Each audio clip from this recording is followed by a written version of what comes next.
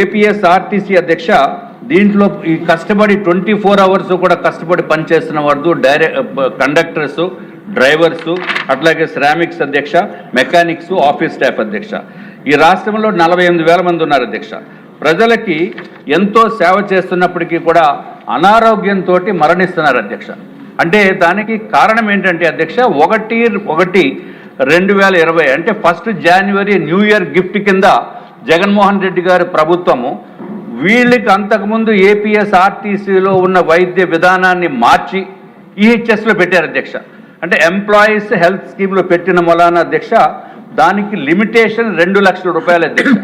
అంటే ఎవరికన్నా కండక్టర్ కానీ ఎవరికైనా సరే ఆర్టీసీ కార్మికులకి ఒంట్లో బాగోలేదు, హార్ట్ ప్రాబ్లం ఉందని చెప్పి వాళ్ళకి తెలిసినప్పటికీ కూడా కనీసం హాస్పిటల్కి వెళ్తే డబ్బులు ఎక్కువైపోతాయి, 2 లక్షలతోటే ఆగిపోతుంది, మళ్ళీ కుటుంబం అంతా రోడ్డు మీదకి వచ్చేస్తుందని చెప్పి అనే ఉద్దేశంతో హాస్పిటల్లో ట్రీట్మెంట్కి కూడా వెళ్లకుండా మానసిక ఆవేదనతోటి అనారోగ్యంతో ఉంటున్నారు అధ్యక్ష.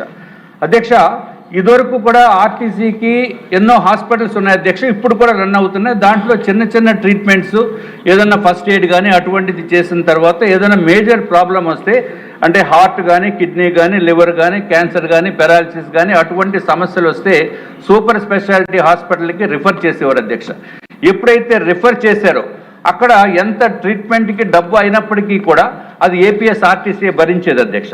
కానీ ఇప్పుడు దీన్ని ఏ విధంగా తగ్గించేసిన మూలాన అధ్యక్ష రిఫరల్స్ కూడా లేనటువంటి పరిస్థితి అధ్యక్ష.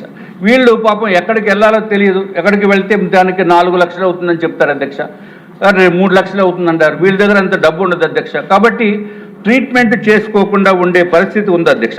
కాబట్టి తమ ద్వారా నేను మంత్రివర్యుల్ని రాష్ట్ర ప్రభుత్వాన్ని కోరేది అధ్యక్ష, ఏదైతే మన పోలీస్ డిపార్ట్మెంట్ని దీన్ని ఈహెచ్ఎస్ నుంచి తప్పించి సెపరేట్గా చూస్తున్నారో అదే విధంగా చూడవలసిందిగా మీ వారికి కూడా ఏపీఎస్ ఆర్టీసీ వర్కర్స్ కూడా వర్తించవలసిందిగా కోరుతున్నాం అధ్యక్ష. అధ్యక్ష ఒక్క నిమిషం అధ్యక్ష. ఏదైతే అధ్యక్ష 2018లో 120 మంది చనిపోయారు అధ్యక్ష డ్యూటీలో. 2019లో అధ్యక్ష 189 మంది చనిపోయారు అధ్యక్ష ఆన్ డ్యూటీ. తర్వాత 2020 నుంచి ఆనాటి ముఖ్యమంత్రి జగన్మోహన్ రెడ్డి గారు చేసిన నిర్వాహకం వలన అధ్యక్ష 2020లో 300 మంది చనిపోయారు అధ్యక్ష ఆన్ డ్యూటీ. 2021లో 970 మంది చనిపోయారు అధ్యక్ష. 2022లో 380 మంది చనిపోయారు అధ్యక్ష. 2023లో 308, 2024లో 351 మంది ప్రాణాలు కోల్పోయారు అధ్యక్ష. 2025లో 336 మంది చనిపోయారు అధ్యక్ష. ఇప్పుడు 2026 నుంచి మా జనవరి 1 నుంచి అధ్యక్ష జనవరి 15 లోపల ఈ జనవరి ఎండింగ్ వరకు 32 మంది చనిపోయారు అధ్యక్ష. అధ్యక్ష దీంట్లో వాళ్ళు చనిపోయి ఇంట్లో చనిపోవట్లేదు అధ్యక్ష, ఆన్ డ్యూటీ స్టీరింగ్ మీద ఉండగా హార్ట్ అటాక్ వస్తుందని చెప్పి ప్రయాణికుల్ని రక్షణ కల్పించాలనే ఉద్దేశంతో బండి సైడ్కి తీసి అక్కడ ప్రాణాలు వదిలేస్తున్నారు. సన్నివేశంలో చెప్తున్నారు మీరు, సింపుల్గా చెప్పండి సార్. టైం 3 నిమిషాలు అన్నారు, 3 నిమిషాలు అయిపోయింది అధ్యక్ష. అంటే 48,000 మంది ఇష్యూస్ అధ్యక్ష. కాబట్టి నేను తమరి ద్వారా కోరేది ఏంటంటే అధ్యక్ష, దయచేసి వారిని ఈహెచ్ఎస్ నుంచి తీసి నార్మల్గా పాత పద్ధతి ఏ విధంగా అయితే ఇదివరకు ఏపీఎస్ ఆర్టీసీలో ఉండేదో అదే విధంగా చేయవలసిందిగా తమరిని కోరుకుంటున్నాం అధ్యక్ష. ఇంకొక విషయం అధ్యక్ష, వీళ్ళకి ఈ డ్రైవర్సు, కండక్టర్సు, గ్యారేజ్ సిబ్బంది అధ్యక్ష ఖాళీలు ఉన్నాయి 14,000 మంది ఉన్నారు సార్. 14,000 మంది ఖాళీలు ఉన్నాయి అధ్యక్ష. బస్సుల సంఖ్య పెంచవలసిన అవసరం ఉంది, సిబ్బందిని పెంచవలసిన అవసరం ఉంది. ఆర్టీసీ అధ్యక్ష 8,716 బస్సెస్ ఉన్నాయి అధ్యక్ష. హైర్ బస్సెస్ 2,779, అంటే టోటల్గా 11,495.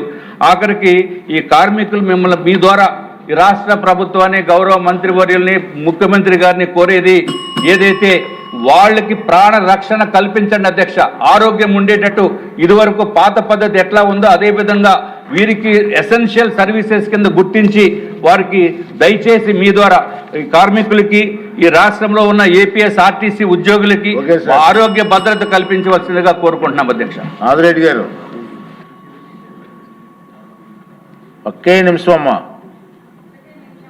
అధ్యక్ష థ్యాంక్ యూ అధ్యక్ష, నాకు ఈ అవకాశం ఇచ్చినందుకు. అధ్యక్ష మహిళా పార్టీ కదా. అధ్యక్ష రాష్ట్రంలో ఏపీఎస్